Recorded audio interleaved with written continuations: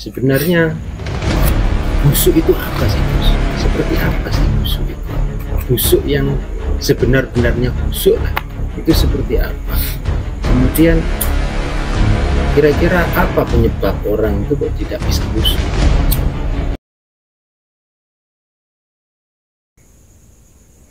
Itu jadi syariat itu tadi, toreko, hakikat, makrifat ketika kita sudah mencapai tujuan itu tadi, kita merasakan eksistensi Tuhan itu sendiri. Rasanya kita sudah lenyap, kan sudah mengenal tadi, mengenal dirinya, dan siapa diri kita, bukan siapa-siapa, tidak bisa apa-apa, bahwa ini adalah semuanya adalah milik Tuhan, dan yang bergerak pun ini juga pergerakan Tuhan itu sendiri. Dan mulai saat itu dia sudah mencapai kefanaan, kekosongan, dia sudah tidak bisa melihat lagi apa yang milik manusia, tidak ada, semua ini milik Tuhan. Dan apapun yang ada di langit dan di bumi ini semua milik Tuhan. Dan kita sesama makhluk tidak perlu kita saling berebut apa yang harus kita rebutkan. Tuhannya ya satu, jalannya bisa berbeda, tapi itu harus kita sadari lah. Nggak bisa kalau seorang meskipun belajar spiritual, kalau belum bisa memahami inti dari tujuan agama itu, nggak akan, masih belum bisa sempurna pemahamannya. Karena pemahaman yang sempurna itu terletak di rahmatan lil alamin, seperti Rasulullah SAW. Dalam tahapan mengenal dan mengingat itu tadi yang harus dilakukan sebagai apa ya, sebagai pejalan, guys. Sebagai pejalan itu tahapannya apa dulu? Dari awal mengenal diri, sadar, terus yang dilakukan apa untuk bisa mencapai makrifat itu tadi? Tahapan mengingat. Banyak orang yang menyebut itu dalam bahasa Arab berzikir. Ya, yang mengingat yang sebenarnya itu yang seperti apa? Yang ingat itu sebetulnya rasa. Kalau sebutan itu namanya wirid. Wirid itu sebutan seperti Allah, Allah, Allah, Allah, itu sebetulnya tangga. Wirid itu tangga untuk mencapai zikir, untuk mencapai ingat itu. Nah, tapi kalau belajarnya naik lagi. Kalau belajarnya cuma di wirid saja, terus wiridnya itu tidak ada mursyid, tidak ada tidak masuk torekoh yang khusus itu tadi, kayaknya sulit untuk mau naik ke tahapan zikir gitu loh. Itu apa yang sudah saya alami itu memang seperti itu. Soalnya banyak memang kaitannya. Apakah ada kaitannya? Itu kan sama-sama makhluk. Kok bisa mursyid itu kan sama-sama makhluk seperti kita, nah, bukan Tuhan kan, seperti itu. Nah, apakah ada efek atau ada harus memang masuk toreko yang khusus itu? Kalau menurut saya pribadi harus. Karena apa? Karena kalau orang itu tidak masuk toreko khusus, tidak akan disiplin ibadahnya, tidak akan disiplin. Mungkin dia disiplin secara jamaah, tapi dia lengah di saat kita di luar sholat.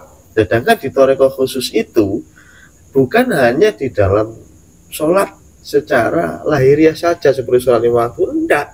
Di luar sholat 5 waktu kita dalam keadaan kerja, beraktivitas, kita dituntut untuk melanggengkan bacaan zikir itu tadi, Allah, Allah, Allah, terus di dalam hati kita lantunkan terus. Nah, itu ajaran yang sudah diterapkan di dalam toreko khusus itu tadi, yang akhirnya si salik yang sudah belajar wirid ini tadi, ini akan dihadapkan kalau dalam bahasa itu alam goib, kita akan diadakan ke sana gitu. Akhirnya dari ketemu dengan jin, ketemu dengan makhluk-makhluk Allah yang lain, rahasia Allah, namanya alam kasab itu, alam mukasyafah. Dari gesekan dari alam mukasyafah inilah rasa dan pikiran ini akan terdidik untuk mencari kebenaran sejati itu. Tanpa masuk ke situ saya kira sulit. Contohnya gini. Dulu saya waktu habis di Baiat Thariqah itu guru saya berpesan, nanti kalau ada apa-apa nanti cukup bayangkan wajah saya, katanya seperti itu. Itu namanya apa ya? Robitoh, namanya Robitoh, persambungan tadi. Dan itu harus dicoba. Kalau tidak dicoba tidak tahu apa maksud dari guru kok disuruh bayangkan wajahnya guru itu. Walaupun dalam ajaran hakikat loh, dalam ajaran hakikat makrifat ini sudah tidak berlaku. Akan tetapi kalau orang yang belajar dari bawah dulu, ini tetap berlaku. Apa peranan atau efek atau fungsi daripada kita membayangkan guru, wajah guru kita di saat kita melakukan wirid. Nah itu ada. Dulu pengalaman saya coba apa sih maksud dari guru ini. Kalau tidak saya coba, tidak paham. Saya juga tidak paham. Akhirnya saya pergi ke tengah hutan. Saya ajak teman saya yang biasa terjun di dunia supranatural. Biasa berinteraksi dengan alam-alam seperti itu. Dan di waktu itu saya berada di tengah hutan, duduk sendiri.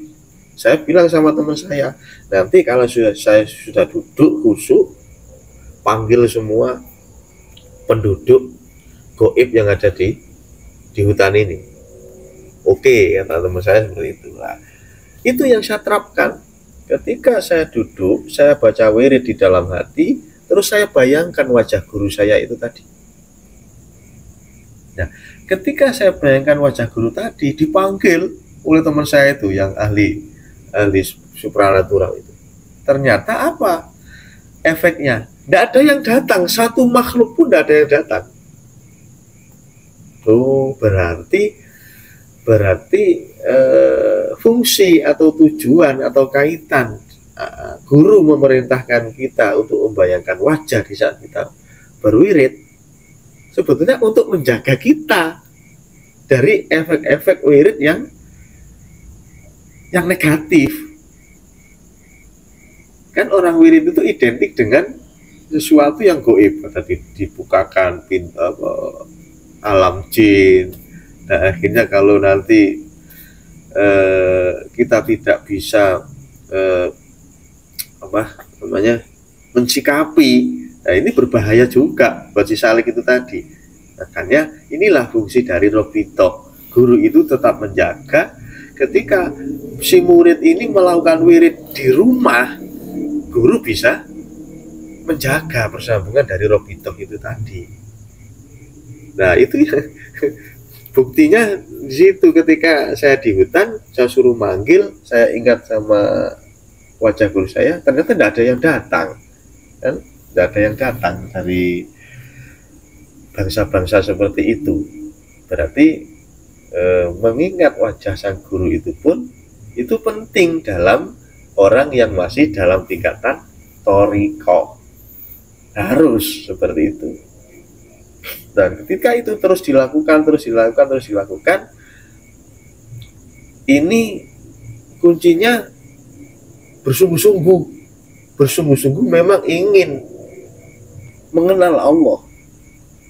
Di thariqah itu tidak cukup hanya bersungguh saja, bersungguh, banyak sungguh. Tidak bisa hanya bersungguh saja, kurang. Harus bersungguh-sungguh, mempunyai hati atau kemauan yang kuat untuk berjalan menuju Allah. Soalnya orang-orang kasab itu mudah dihadapkan dengan apa?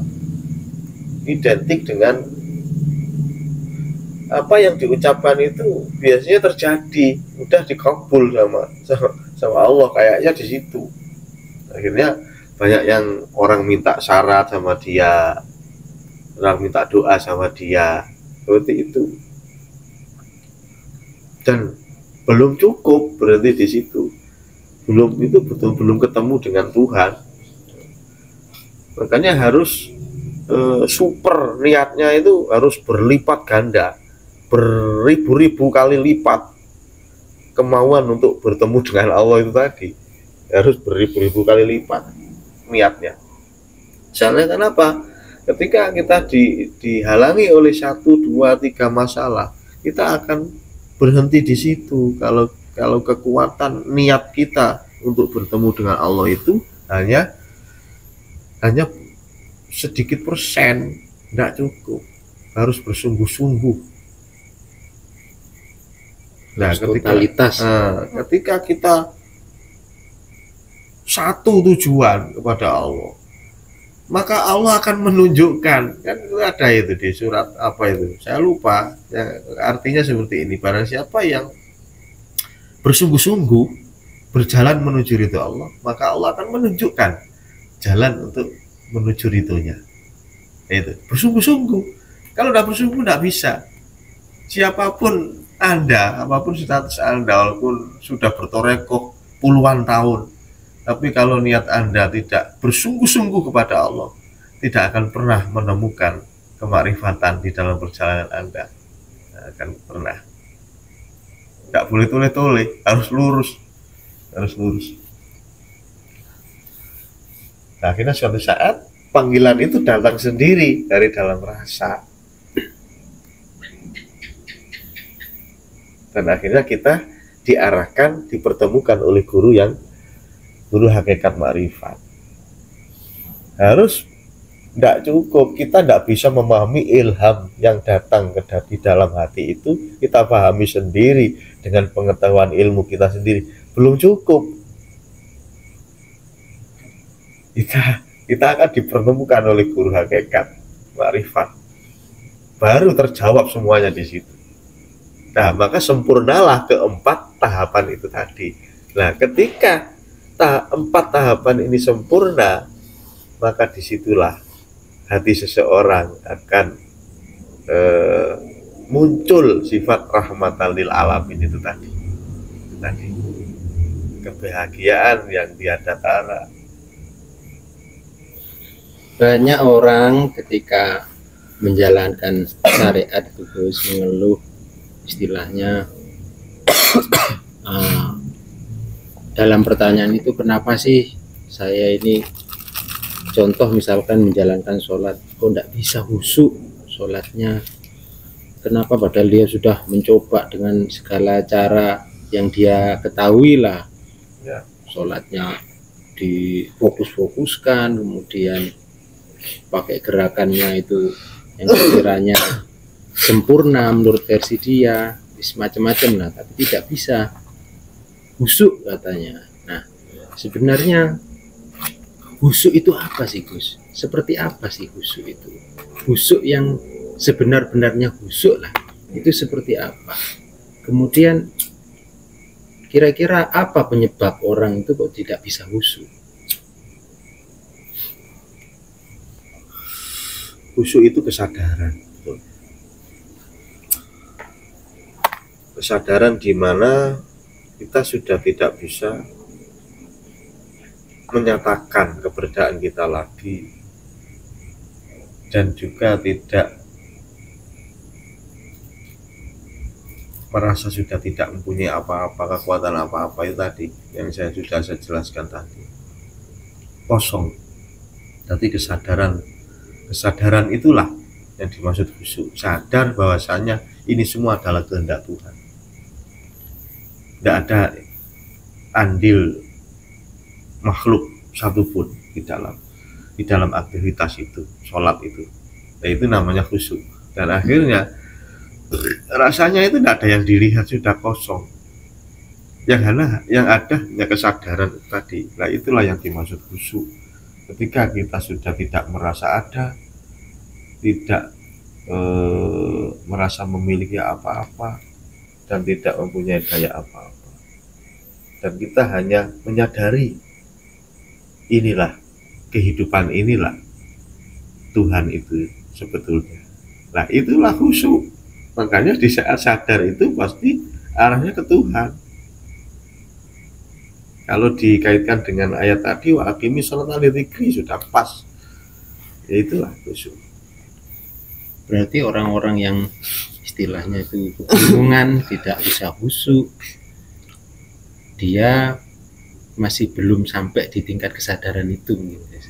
Betul. Sehingga yang harus dia lakukan adalah bagaimana supaya berjalan menuju kesadaran itu dulu. Iya.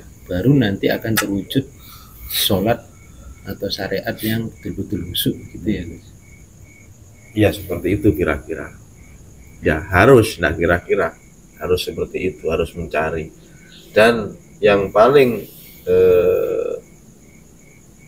cepat itu harus cari mursyid atau pembimbing yang sudah melakukan perjalanan mencapai kemarifatan itu tadi.